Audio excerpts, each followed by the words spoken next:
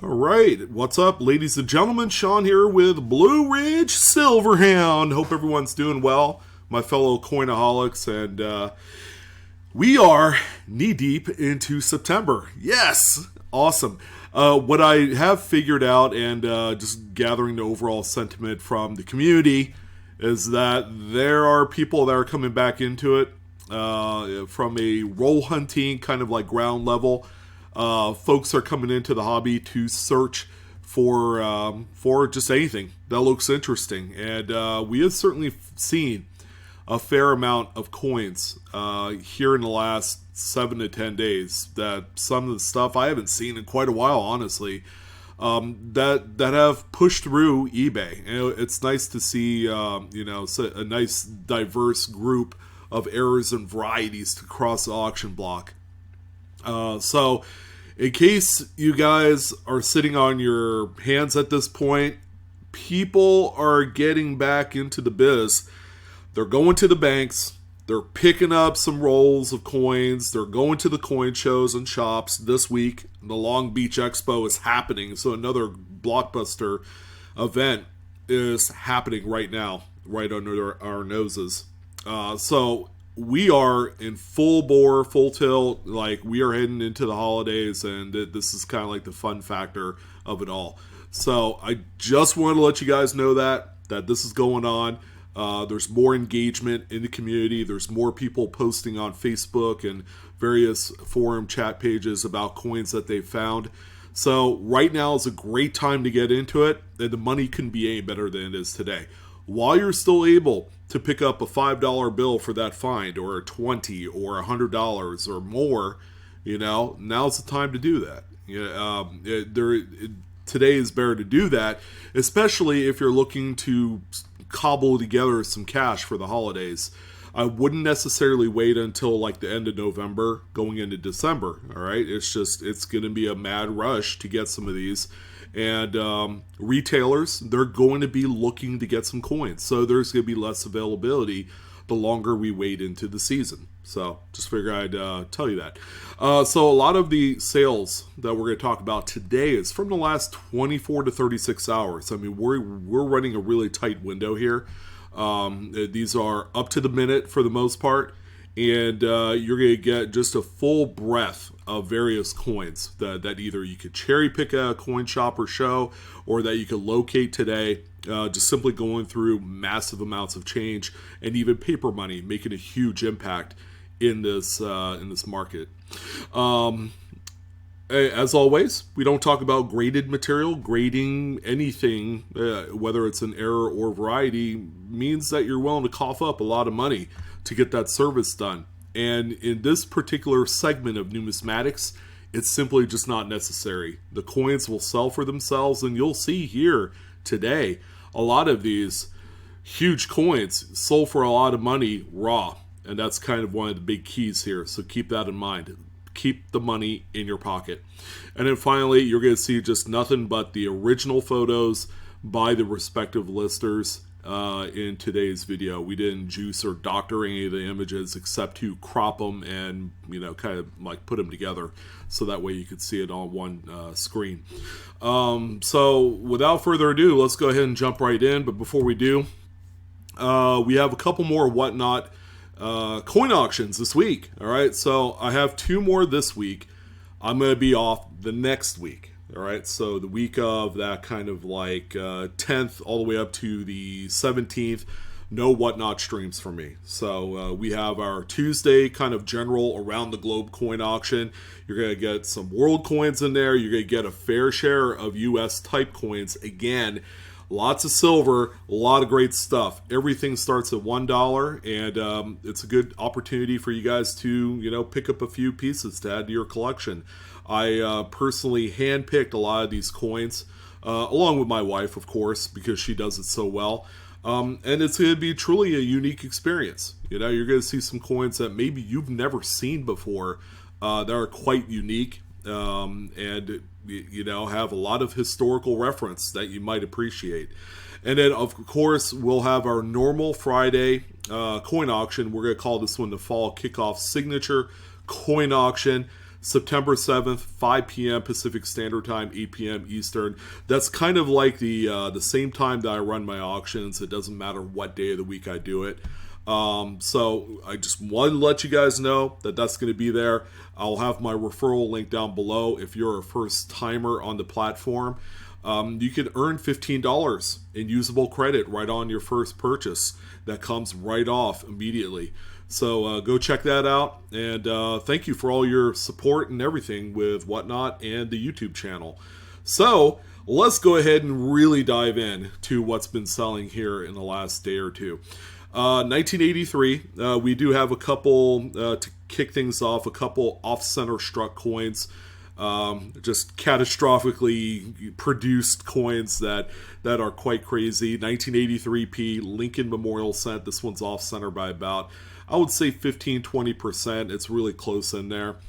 The coin does have some issues. It's got some what appears to be carbon spotting, which is kind of normal on these coins, which is a type of corrosion. So please do keep that in mind. If you have these and you have these spots, probably a good time to sell them now.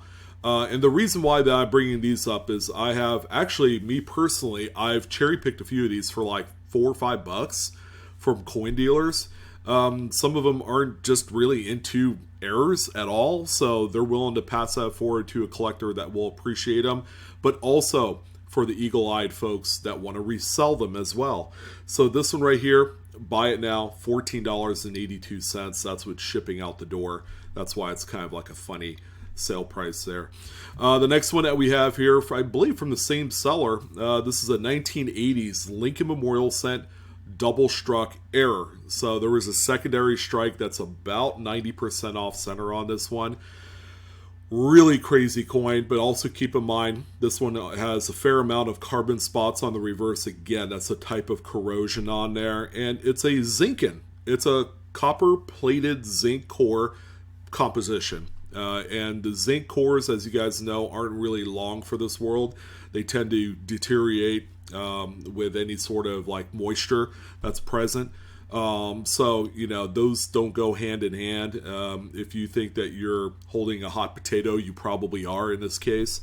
This particular one right here is sold for $28.75. Again, I believe this is another buy it now listing. So, you know, a great way to supplement your eBay account or your store is to add these in there as buy it nows. All right. And, you know, they might sell in a day. They might sell in 6 months. You just never know. But it's going to be a welcome surprise when, you know, you get that little ding, that little notification that you sold something like this as a buy it now. It's always a welcome surprise. Here's another great one. Now, this is a copper composition, all right? So this one you don't have to worry about. 1977D is not the prototypical date that you see off-center struck, especially in any Denver coins. So this one is going to end up in a really nice date set. People that specialize in this will put together date sets, and there are certain key dates in there, you know, that are they're just not being found out in the marketplace. I guess you could say this is one of them here. This one is about 60% off center struck, and it's sold for $32.38 with 19 bids. So that's a really nice looking coin there. I believe this is the last off-center struck. Okay, this one's a little bit different. It's off-center struck, but it's a uniface. All right, so if you look at the back of the coin, it doesn't have any design that's off-center struck there. And how this happens, folks, is that there were two planchets that were overlapping each other in the striking chamber during the event in which this was struck. So when you have two blanks and they make that initial strike, you're going to get the design on one side, but it's going to be blank on the other. Hopefully you're able to kind of picture that in your mind. Keep in mind that there is a second coin that fits this one like a key. All right, it could be out there. Maybe it was found by an employee and destroyed, but we do know that there is a second coin that attaches to this perfectly, that has the reverse image on there, and obverse. A little bit of the obverse image too. So this one right here ended up selling to the tune of $29.25. So this is a date that I do see more often in Jefferson nickel off centers than most other dates. Okay, so we're gonna shoot sky high on this one. This is a big variety right here. One that's in the Cherry Picker's Guide. It's in the Red Book. This is kind of like that dream coin that we all look at when we're like younger teenagers or kids, flipping open the old Red Book. Sometimes, I know I had a bunch of the hardback versions of the Red Book, and I would always see the little thumbnail for the 1942 over 1 Mercury dime. This is the famous overdate, made popular on both the Philadelphia and Denver minted coins. Now, the Philadelphia version is a lot stronger. I mean, take a look at the close-ups here. It's like 19412, right? I mean, that's what it looks like. But if you look at the 4, you can see that it's been doubled as well on there. So, quite an impressive coin. And a lot of you are saying, man, this is something that should be in a graded holder. And I totally agree. This would be a great candidate to send off to PCGS or NGC. Sometimes it's just not that necessary. The coin itself grades about a fine 12. All right, it's not like one that's going to knock your socks off. It might even grade a little bit less than that, like maybe a VG 10 or something. This one right here ended up selling for $375. So this is a coin, folks, that you could possibly find in a unsearched bulk Mercury dime lot or just a 90% silver lot. I've heard of a lot of those stories of coins like this being discovered out of there.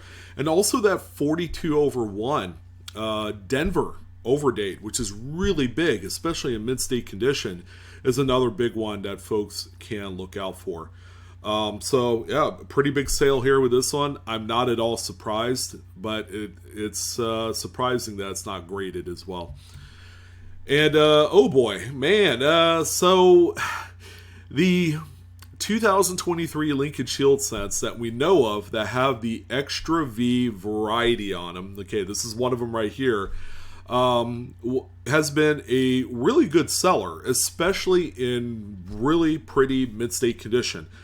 Coins that, well, don't look like the one you see on screen, which looks like someone got a fingerprint done at the DMV and then they decided to just go crazy on the first coin in their pocket. That is this one, folks. Fingerprinted to the gills, 2023 Extra V Lincoln. So you can see that tiny little Extra V there. It sits just to the right of Victor David Brenner's initials at the base of Lincoln's bust. And this has been all sorts of the talk of the town for about the last 6 months. It's been crazy. And Annex, NGC, and PCGS are grading it with the Extra V attribution on there.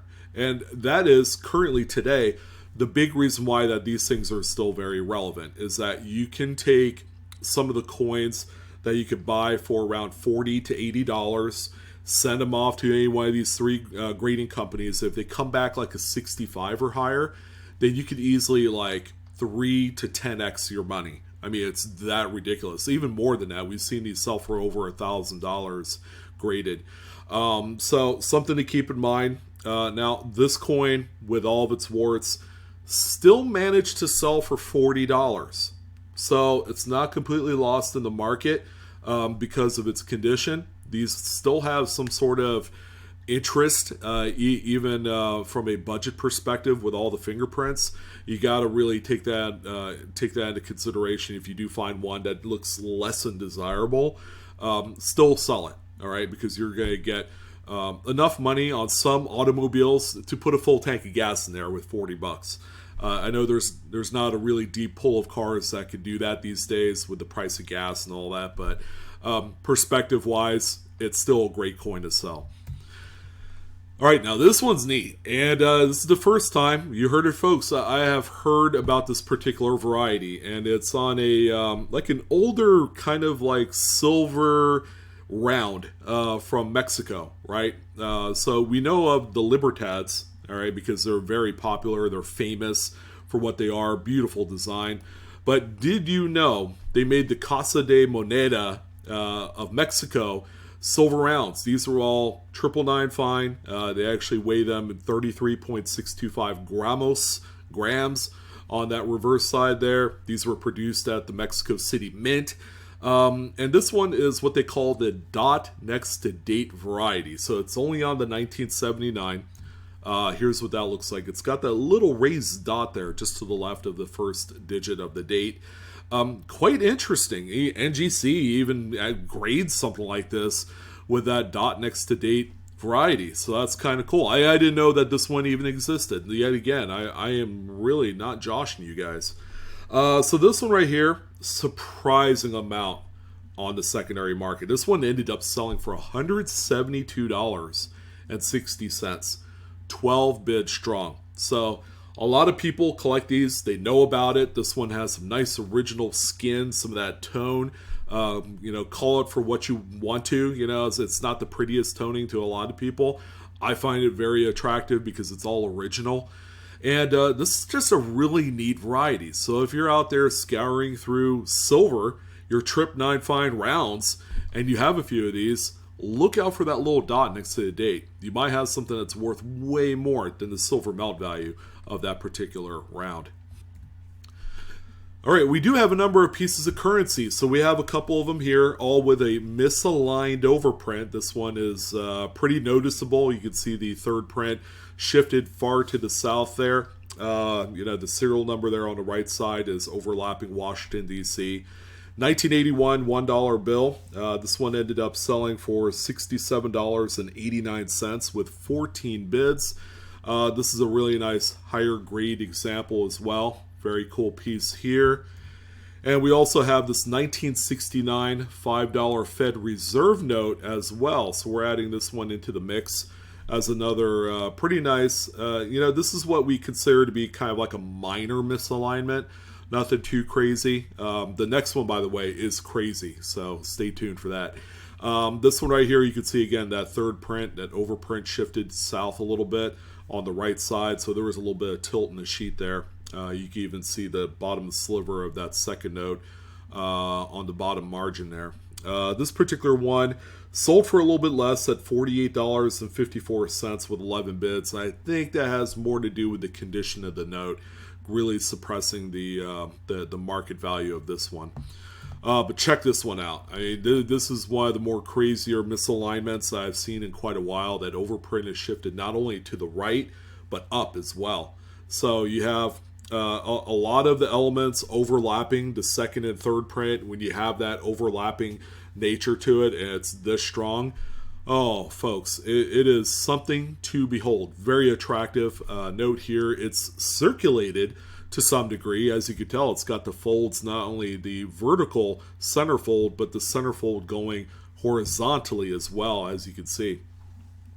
So this one right here, as you would expect, a much higher sale price, $161.39 with 32 bids. Very impressive. Okay, so here's another example of the 2023 Lincoln Shield Extra V variety. All right, so much nicer looking coin, right? So when we look at, again, right here, the only difference is there's a nice little gash right there between the B and the initials and that V anomaly that sits there on the right side. So there is that. Not the perfect coin, but way better, I would say, in my estimation, beyond the fingerprinted coin that we just looked at. This one sold for $49.99 with 2 bids. So it did sell for a little bit more, but probably this one's more along the line of a Mint State 63, 64 grade. It does have what looks to be a little bit more chatter in certain areas of the coin, some contact marks. That'll probably keep it down if you did send this off to a grading company. Okay, so the Wilma Mankiller retained cuds both make another return appearance after a little hiatus. I mean, we've seen a few of these come and go in the marketplace over the summer, and we have actually 2 of them to talk about that sold within the last 24 hours. So we have the major one here that has both the obverse retained cud, which is a die break right on top of Washington's crown of his head right there, and then this one also has the major retained cud die break on the reverse as well. This is the big impressive version of this coin. Still very valuable, but I think the folks that did pick these up way earlier in much higher grades ended up sending these to grading companies, and they were getting back like 65, 66, 67 grades, and those are traditionally the coins that sell in excess of $1,000 today. So the raw ones, like this one that has seen a little bit of play in circulation, are worth a little bit less. Not a whole lot. That's the good news. $331.25 with 10 bids. Beautiful coin, great error, still out there. All right, so we've seen quite a few of these, but this is just a really gross 2000 Lincoln Memorial cent. This is a very, very pretty centered broadstrike example. So the collar was disengaged during a strike of this coin, so that leads to all that metal flow going outwards. You know, that's just the way it goes. It's like sticking your finger in a brand new ball of Play-Doh, you know. So that's a pretty good analogy I like to use on these things. Again, very impressive, but is one of the more common dates for this event. That and off-center strikes. This one sold for $21.11. And equally impressive, we have 10 notes, and I believe these are all consecutive on the same subject sheet. These all have a partial back-to-front wet ink transfer. You can actually see here on the top left corner of every single note as it gets lighter and lighter. All right, so this one here, it's much darker. That was a fresh impression from the plate and the impression cylinder making contact. So that's kind of like that first kind of like deep green, you know, tint of ink that was transferred to the front of this note when they were trying to apply the back of them. So very nice. It's great to see a progression as the color lightens, and just a beautiful set. I was more than surprised that this one didn't sell for much more. It ended up finishing at $239.45 with 6 bids. Again, all the prices are with shipping. So yeah, very nice. These are all crackling fresh, crisp and circulated notes. And it's great to see a progression set like this. I've seen, you know, like 3 or 4 notes in the past, but this is a full 10, where you see the darkest event, and it goes all the way nearly to the lightest, almost disappearing there. So really cool. So here's the other Wilma Mankiller. Now, there are some examples that show up with just the obverse retained cut. All right, so I'm not going to say they're not all winners like that first one we talked about, but this is a great secondary find right here, right? Great consolation prize. So even with this one, as you can tell, it's circulated. It's got the contact marks and the high rub wear on this one. But still, you know, it did sell for $110. At its peak, I think these things reached like $250 to $300 2 years ago when they first released. So... or maybe, more appropriately, like a year and a half ago, you know. So, yeah, it was spring of last year when these things released, but very impressive. I would love to find one of these, let alone own one. But, yeah, still quite expensive for what they are. All right, so our one kind of like buyer beware event on any coin is this right here, okay? Poor old dime has had a rough life. 1994, Denver is the date on this one. Now, you notice the wrinkling effect on the surface of the coin. This trips up a lot of people, and they think it's something a lot more than it actually is. This is a coin, and keep in mind the composition. These are copper nickel, so there are multiple layers of different metals that make up the planchet. This is a coin that was affected by high heat. All right, more than likely this was in a fire or something to that effect. The actual nickel plating actually bubbles up and it shrinks back down when it cools, creating this wrinkly effect that you see on here. And not only that, if you look at the total look of the coin, it's actually distorted. It's out of round. All right. So this is something, again, that I get a lot of folks emailing me like, hey, I found this coin. And this one looks relatively clean, and it probably was at one point darkened, and maybe it was just cleaned up a little bit. But generally, fire damaged coins are going to be pretty burnt. All right, they're actually going to look and appear dark than they actually are. They don't all look like this. So this one right here, I have to mention, it did sell for $12.50. The seller even mentioned error question mark. So they're not even sure what the heck this thing is. But now you guys know. And you find these a lot on dimes, quarters, half dollars. All right. And probably like dollars too. Susan B's, things like that. So make sure you know what you're looking at. And you should know after this video. But not everybody's going to be watching 25 minutes in to see this one clip. Another nice off-center struck, this time in 1984 P, Jefferson nickel. This one's about 50% off-center. $22 was the sale price. Very, very affordable piece. 12 bids total. I think just a lot of people have this date already, in spite of the fact that it has a full readable date and mint mark. Still a very nice coin. And I talked about one of these on my last PCMR, again, making another appearance. This is a different example, however. 1970D Washington quarter.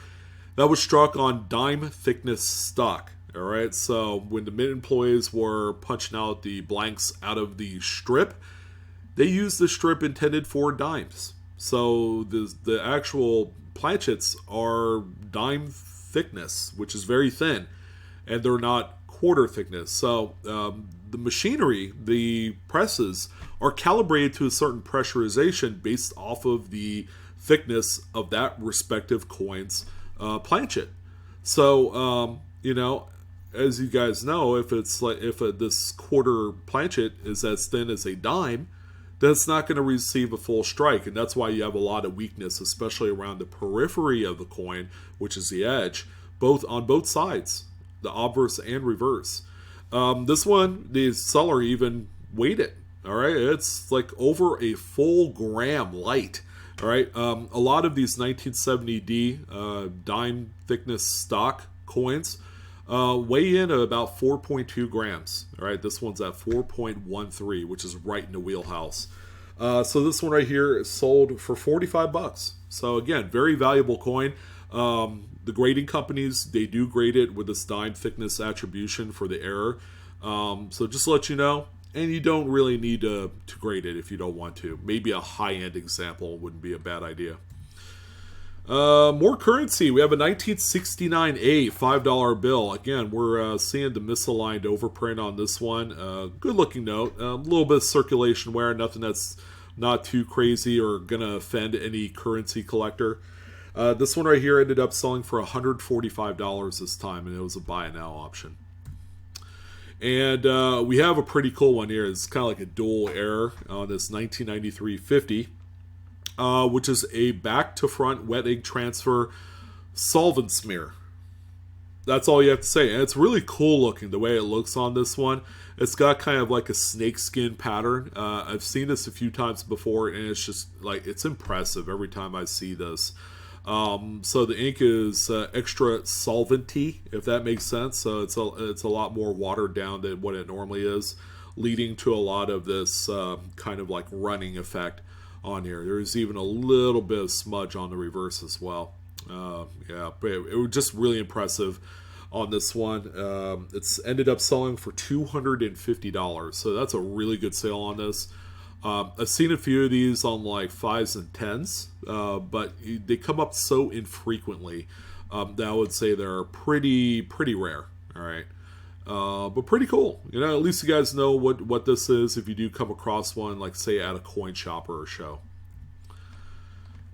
Wow, what a spectacular looking example. 1995 Lincoln Memorial Send. This is the doubled die obverse. This is the one that everybody knows about, FS 101 in the Cherry Picker's Guide.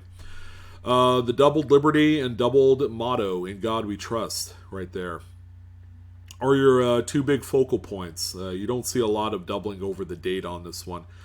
And I'm happy to say that this one ended up selling for $47. So still a very strong price, and it's been like that for the longest time. Unless the coin is deteriorated, beat up, or just really well circulated, they tend to stay around $40 and higher. And bigger coins with errors means big money. So cash in if you got some of these and you don't really particularly care about them. 1983 P Kennedy $50. It looks to be an uncentered broadstrike. But looking at the reverse of the coin, you would think it's more off-center strike instead of a broad strike. This particular coin ended up selling for $89. Okay, if this was like, say, on a same date washing quarter, it would be a quarter of what this one sold for. Pretty significant difference. And if we went up to Ike dollars with the same type of event, just 2x the amount of money that this one sold for. $150 to $175 is what broad strikes on a Ike dollar you generally go for. And I'm telling you guys, the stronger the strike throughs on these Lincoln sets, I've seen like 4 or 5 of them, and they all sold pretty similarly in that $10 to $20 range. You can't read the date along with a lot of the other devices on the obverse, and that's because there is a ton of grease on the dies. All right, that an employee had applied to the machinery to make sure that they're running right, and they clump up on the dies. So when it does that, it has to push through all of that grease in order to produce some sort of strike on the coins. And when that grease is thick, boy, you get something that looks like this. So this one right here sold for $20. So this was the second of 2 examples by 2 different sellers that sold for around $20, $25. Very strong, very powerful looking example here. Outselling most other kind of like silver and all that stuff that roll hunters look for. We have a couple of really nice 69 Denver broad strikes and off centers. Here's another good one here. I'd say this one's a broad strike. Nice uncentered. Crazy that it looks like it's circulated a little bit too. That's really, really, really nutty to think about. This one passing through many hands, and folks not knowing any better. So this one here is sold for $34. Pretty good sale. And also here's an off-center strike. This one is off-center by about 85%. Pretty wild here. And a nice red-brown. It's got a few little spots on the reverse. Rather trivial because it is a copper. And this one, folks, sold for $64.78. When you have a full readable date and mint mark on one that is this far off-center, that is really special. And they typically command a lot more than a standard off-center. Say, I told you that there are more of this particular cut die break that have entered the market within the last 30 days. I'm not imagining things. So it's on a 1974 Denver Lincoln Memorial set. I've seen plenty of singles being sold. This is a 2-count piece lot here. So you can see that little cut over part of the word trust. And yeah, I mean, it's attractive. Nice minty red, as you can see. You can see the weakness a little bit there next to the FG initials at the base of the monument. And this 2-coin set sold for $57.57. 17 bids. Again, Cuds are kings. Since there's a lot of these being sold, you'd figure it'd be like dropping down to the floor value-wise. It's simply not doing that. Alright, so last video on my PCMR, or last PCMR, I had a 1922 plain no mint mark Lincoln wheat set that sold. It had the strong reverse, and this is a key. This is a key date for a lot of people putting together a true Lincoln wheat set or memorial set from top to bottom. Alright, it's a necessity, and unfortunately it's a very expensive one, but if you're looking for budget, this one might have been for you. It does feature a pretty noticeable gash behind Lincoln's head in that field area above Liberty. But all in all, this one has no Denver mint mark. As you guys know, these were all produced at the Denver facility. And this one has the less desirable weak reverse. There's 4 different reverse dies known for this particular coin. And the one with the strong reverse die used is the one that's a lot more desirable. This one is the weak. You can tell how crappy that strike is. So this one here is sold for $213.65 with 19 bids. That is your bargain entry price to get into this coin if you need it for an album. And I wouldn't even be proud to own something like this because of just like not only that weak reverse, but the coin has some issues. All right, so I mean, if you need it and you're on a budget, yeah, this one will definitely work. And again, it is what it is. It's a 22 plain no mint mark and not many people can say they own that.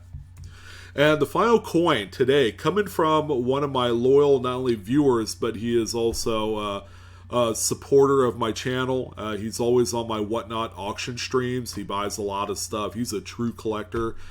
And it's the Edith Kanaka-Ole Die Clash. This is the one right here from Kelly's Treasures, sold on eBay. One of the strongest. It's almost there to being the strongest I have seen, based off of that article on Numismatic News. This is an incredible one. Look at that. You can see about half of the word Enith right there in Washington's hair and ear area. That H is like almost complete. I mean, this thing is nuts. And this is the coin right now. This is the talk of the town. This is the flavor of the month. It might even be the flavor of the rest of the year. I'm not even sure. I think as the hunt continues for examples that exhibit like 90% of the word Enith, and I've seen it personally myself with my own two eyes, it's incredible. This one, I would say, is about 50%. You know, it doesn't look like it, but it's one of the strongest I've seen. And this one, wow, $162.50 was the sale price. 29 bids. Kelly even did this one as a benefits auction as well. So some of the proceeds ended up going to a great cause. Thank you, Kelly, for the wonderful sale. Just truly magnificent. But there you go. That's like one of the big coins to look out, bearing the 2023 date. Also look out for some more of those extra V's. You guys there in New York State know what I mean. That's the main drop zone for a lot of those coins. But that's going to go ahead and roll on down for the PCMR. Again, I mean, I don't need to continue to tell this. You guys know this. It's for entertainment purposes only, not financial advice. Collect and grade responsibly if you must. Have fun with the hobby. That's number one. Most important rule of thumb. There you go. Don't forget to like, share, and subscribe to my video and all the content, because now I'm all over the place on the social media world, except X. Is that what it's called? X. It's not Twitter anymore. I'm your host, Sean, with Blue Ridge Silverhound. I hope to see you guys here real soon with more coin market shenanigans. And you guys have fun. Keep on hunting, and best of luck. I'll see you guys later.